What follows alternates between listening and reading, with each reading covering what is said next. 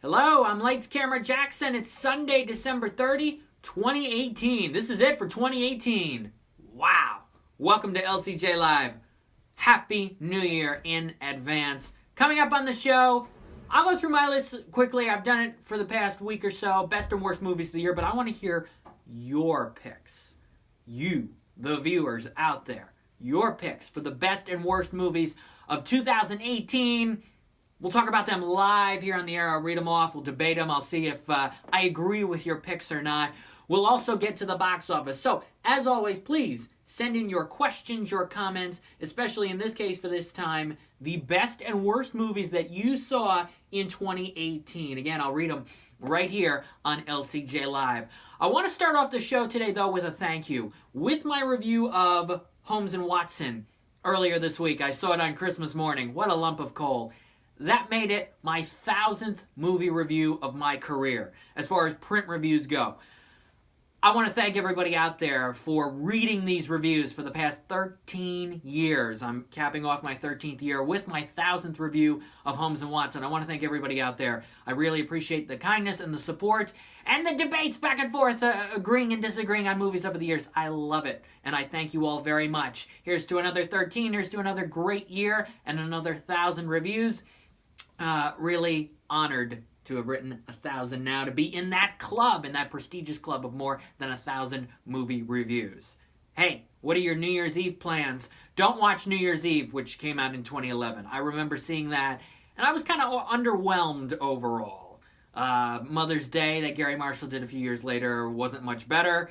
So yeah, you should definitely watch The Ball Drop or watch a good movie. New Year's Eve, unfortunately, is not a great movie. Let's get to the box office. Another $51 million for Aquaman over Friday through Sunday, easily winning the weekend. Mary Poppins Returns, bigger weekend than last weekend. Another $28 million Friday through Sunday. It is closing in on $100 million, doing about $10 million a day since Christmas Day. That's what I said last week it needed. It needed about $10 million a day in order to make that money happen. Its production budget was $130 million. It'll pass that in a few days. Disney will be very happy with that. And we will see a week from today's the Golden Globe Awards. Mary Poppins is up for 4, including Best Actress for Emily Blunt and Best Picture Comedy or Musical. We will see. I can see Mary Poppins winning 3, or I could see it winning 0. I could see it winning everything but Lin-Manuel Miranda. I don't think he'll win going up against Christian Bale and Viggo Mortensen. I just don't think it'll happen. I can see it winning Picture, Comedy, Musical, Emily Blunt, and the score. Or it could get shut out completely. Either one of those things is going to happen. Maybe just Blunt. Again, we'll have to see. I'll be doing my predictions right here on LCJ Live next Sunday at noon Eastern, but we will see what happens. People are still going to Mary Poppins Returns. Thank you, DJ, for congratulating me on 1,000 reviews. Rest in peace, Penny Marshall. Yes, Penny Marshall did die in the past few days. Rest in peace to her. Big. Big is a great movie with Tom Hanks. It's fantastic. Your number one movie of the year was the least surprising news of the year. LOL, says Bob Hall. Yes, Mary Poppins Returns being my number one movie of the year because it's so good. Yes, it was my most anticipated movie of the year for a bunch of different reasons, some of them a little more personal to me, but I have to say that this movie, it just knocks it out of the park. Rob Marshall and Disney and Emily and the songs and the visuals and the story, all of it just works, and the emotional core is fantastic. We'll get into more of my picks for the best movies of the year coming up in just a second. I want to run through some more of the box office. You know, the top 5 is the same as last weekend was Bumblebee in 3rd, Spider-Man in 4th, and The Mule in 5th. Then we have 2 new movies that opened up on Christmas Day. As far as Friday through Sunday goes, Vice beat Holmes and Watson by a couple $1 million. Vice closing in, let's reverse that. Friday through Sunday, Vice beat Holmes and Watson by about $600,000, $500,000 to $600,000. When it starts Tuesday through Sunday, Christmas Day, Holmes and Watson actually beat Vice by a couple $1 million because Holmes and Watson had a bigger Christmas Day, and I think the day after, that's how it was able to do that. But when it looks at the weekend itself, Vice, $7.8 million, Holmes and Watson, $7.3 million. For Vice, it's an awards movie, it's a drama, certainly a one-sided drama. It's only going to appeal to one side of the political spectrum. That audience is going to go see this movie. It's up to, $18 million? Might get to 40. That'll be it. Maybe it will not get to the $70 million that The Big Short did a few years ago for Adam McKay. And as for Holmes and Watson, one of the worst movies of the year, And for a lot of people online, they've been saying one of the worst movies in the last several years. $7.3 million, $19.7 million total since Christmas Day. Significantly less than Step Brothers did 10 years ago. Significantly less than Talladega Nights. Holmes and Watson probably won't do more than $35 million total because now that a lot of people have seen it and have walked out of it, they're not going back for seconds, or they're telling friends, hey, do not go to this movie. It was so funny seeing that Netflix almost bought but decided not to buy Holmes and Watson for distribution. I don't know if I was tempted to walk out of Holmes and Watson. I was a little curious to see how much worse it could possibly get, and it gets bad right to the end. Beginning to end. It's just a bad movie. But it was my third worst movie of 2018, not number one, and I'll explain why in a little bit. Second act, Ralph Breaks the Internet, and yes, after Christmas, The Grinch is still making money to round out your top 10. In limited release, On the Basis of Sex, the Ruth Bader Ginsburg film with Felicity Jones did really well.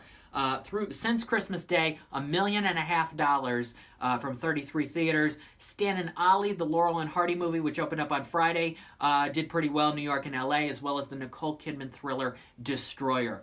I want to see Nicole Kidman get an Oscar nomination for Destroyer. I don't know if it's going to happen. Same goes for Felicity Jones. She's really good in On the Basis of Sex, but there's so much competition this year. Emily, Glenn Close, Melissa McCarthy, Lady Gaga, Olivia Colman, Yalitza Aparicio from Roma. It's a big category. It's an overstuffed list of women here, and it's going to be tough to see how the Academy narrows it down to 5. But there you go. There's your holiday box office, your early New Year's box office, which sees Aquaman out on top. Did you like Lin-Manuel Miranda in Mary Poppins Returns? Yes, I did like Lin-Manuel Miranda. He has almost as much screen time as Emily, which I was very surprised with. But when it comes to the Golden Globes, I just don't. I think Christian Bale, because Vice Leads, may get it, or Viggo Mortensen for Green Book, because that did really well with the Globes as well. He's good in other years. Maybe he would win for lead actor, comedy, or musical, because he shows off his talent and his skills really well, but I just don't think it's the year. I thought Mamma Mia might sneak into your top 10. I was debating it for honorable mentions.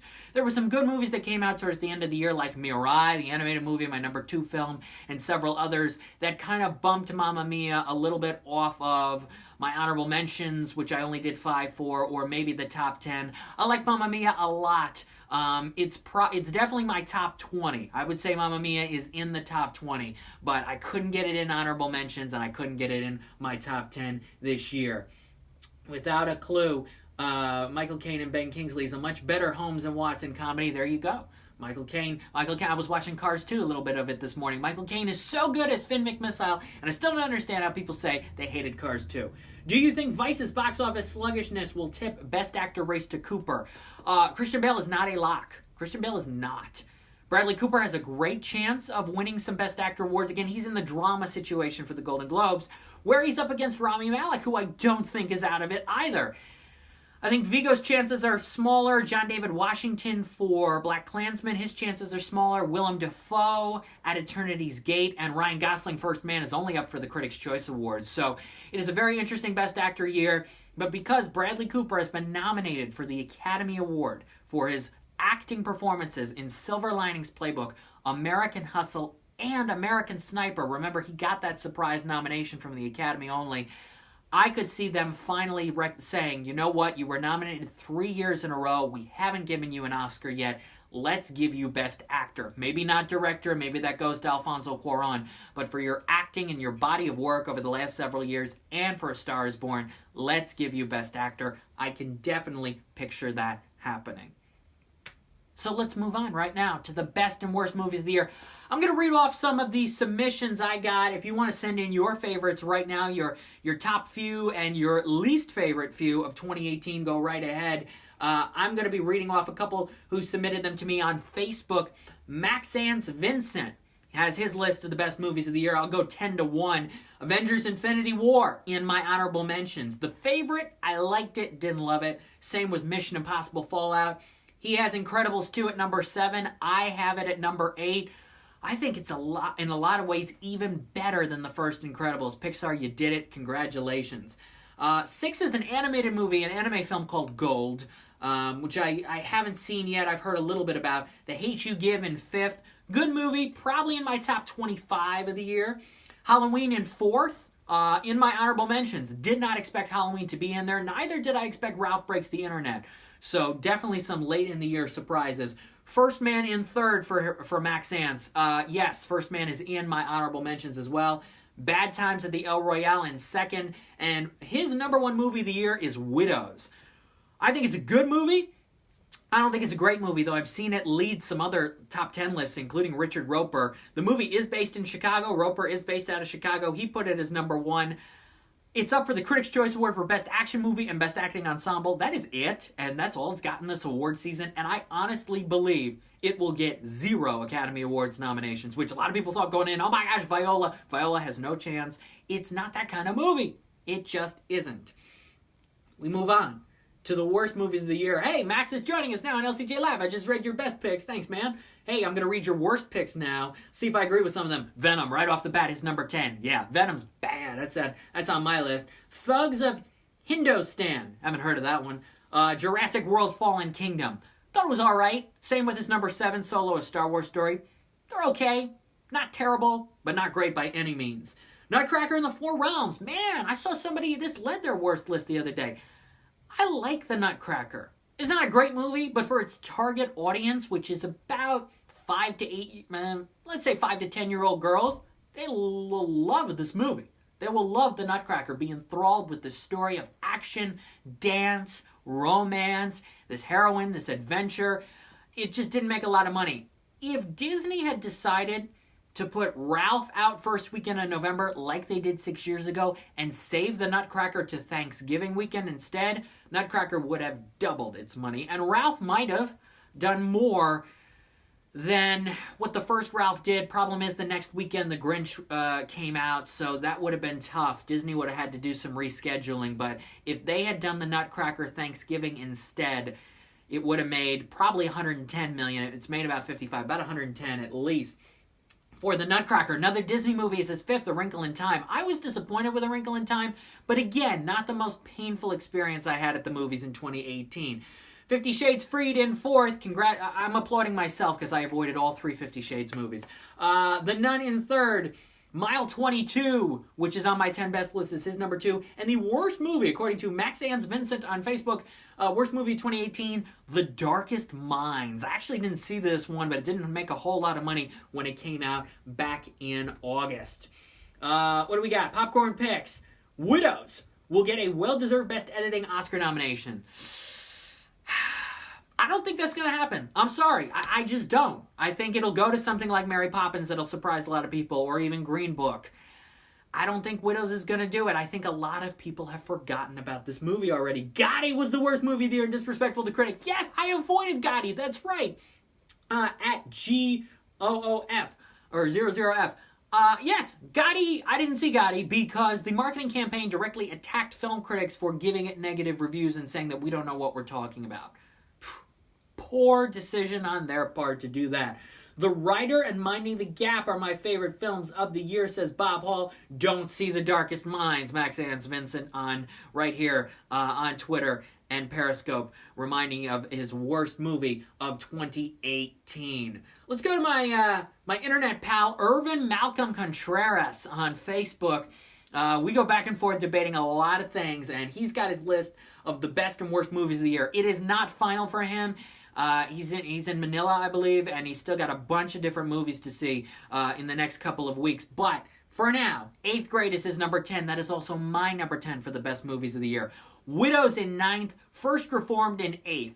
I don't think First Reformed is an amazing movie, but in looking back at 2018, Ethan Hawke is still in my lead actor top 6 or 7, which I didn't think was going to happen at the end of the year. But he is. It's a very good performance. Hereditary in 7th. Gosh, I did not like Hereditary. Again, an alright movie. It's a 2-star movie. It's a C movie to me. Burning in 6th. Spider-Man Into the Spider-Verse in 5th. I have seen Spider-Man as number 1 on a lot of lists, number 2 on a lot of lists. It's not even in my top 7 animated movies of the year, let alone my top 10 list. I wasn't able to connect with this movie. To me, it lacks emotional depth, and the humor does not work, and the action scenes go on way too long. Shoplifters in 4th, Paddington 2 in 3rd. All right, let me set the record straight about Paddington 2. For everybody out there, you can quote me on this, all of that. Paddington 2 came out in the United States of America on January the 12th. It was released in the United Kingdom in, I believe, November of 2017. Everybody online saying, oh, please, Hugh Grant, please get a Best Supporting Actor Oscar nomination for Paddington 2. Please, please. He got a BAFTA nomination last year for Best Supporting Actor. The British beat America by giving him that nomination already. It happened. Paddington 2 is technically a 2017 film. Now, I like Paddington 2 a lot.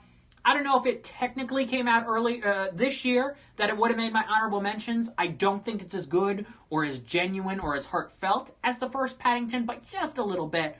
But I technically categorized it as a 2017 movie. And for my LCJ Movie Awards from February, talking about the 2017 movies, I nominated it for several categories. Family film, the costumes, the production design, things like that. It is a 2017 movie. You want to put it on your list? Great. You want to nominate Hugh Grant this year? Fine. But the BAFTAs beat you to it. And I beat you to it with the LCJ Movie Awards. It is a 2017 film. Irvin's number 2 is Isle of Dogs from Wes Anderson. I wish it was as good as Fantastic Mr. Fox. And his number 1 movie of the year is a film I think is slightly overrated, and that's Roma. If it wins Best Picture of the Year, I'll be surprised, because I don't think 2018 is defined by Roma. It's a good movie, but it is not emotionally, consistently, amazingly powerful by any means. But Alfonso's getting director nominations, and the film might win Best Picture. We'll have to see what happens there. Spider-Verse was great, but not as good as Incredibles 2. I agree. Incredibles 2 is a better movie, a lot better than Spider-Man Into the Spider-Verse. This guy Out of My Mind 9 just says Hollywood is trash. There you go, man. Maybe you won't see Vice then. All right, let's go on to the worst. He's only got 5, but that's all right. Worst movies of the year from my buddy Irvin Malcolm Contreras. Number 5, Pacific Rim Uprising. Bad movie. Did I put it? Yeah, I think it's on my honorable mentions. Yeah, it's in my honorable mentions list. Close to getting in my top 10. I think I could have either done that or 1517 to Paris, and I decided to do 1517 because for me that was the bigger disappointment because I was not a huge fan of the first Pacific Rim. Cloverfield Paradox is his 4th. Mute in 3rd. Tomb Raider number 2. Tomb Raider's an interesting choice. I think it's a very standard movie. I remember walking out of it in March and going, first of all, it should have been released in the summertime instead of March because it could have done pretty well in the drive-ins. But, there's nothing special about it. It is very by the book, action movie saga film, and it will not get a sequel. And Irvin's worst movie of the year is Venom, which is on my 10 worst list. It is a bad movie, but it is not the worst movie that I had to sit through in 2018. But guys, thank you so much for sending in your best and worst here that I was able to read right now here on LCJ Live. If you still got more, I'm going to be here a couple more minutes right here on LCJ Live. Let me pull out my worst list. I'm going to have a full blog piece on this tomorrow at lights-camera-jackson.com. My honorable mentions for the worst of the year, Deadpool 2. It's a little better than the original, but it still deserved to be on the honorable mentions.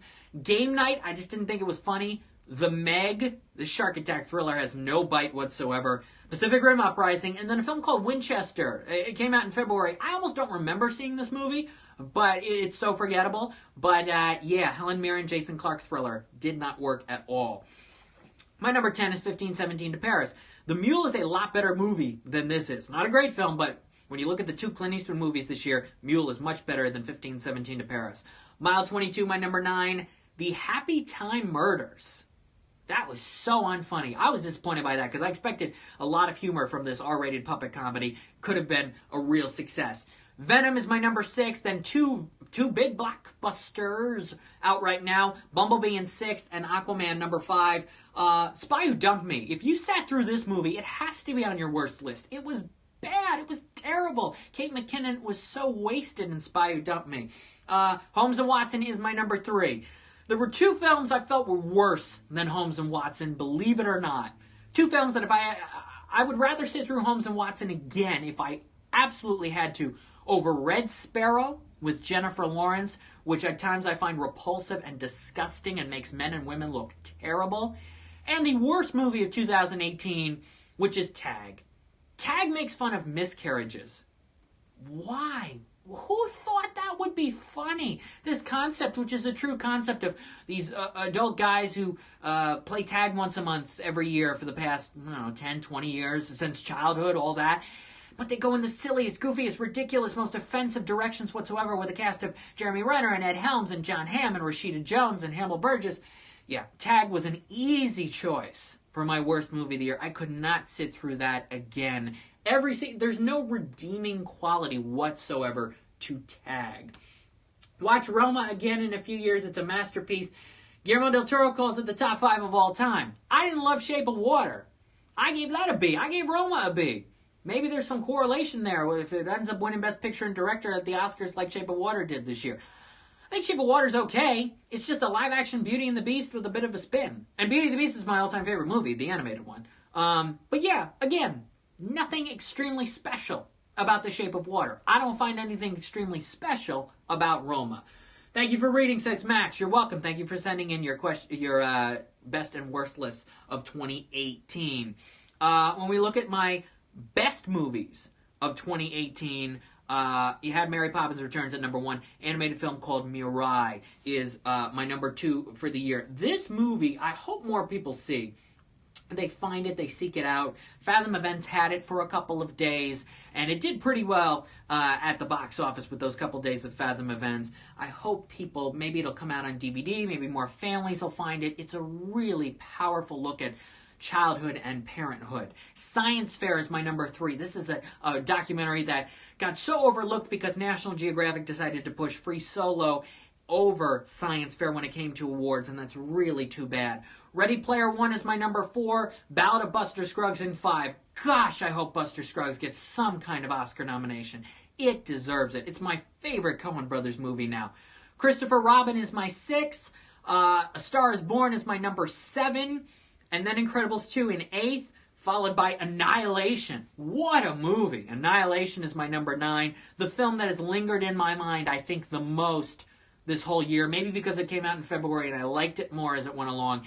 And 8th Grade is my number 10. Again, my honorable mentions: Avengers, Infinity War, First Man, Halloween, Ralph Breaks the Internet, and a great, enthralling documentary called Three Identical Strangers. Those are my honorable mentions. If you want to look at my full list and reasons why I put them in my top 10 and my honorable mentions, go to lights-camera-jackson.com. It's in the blog section. And the worst movies of 2018 blog will be up tomorrow.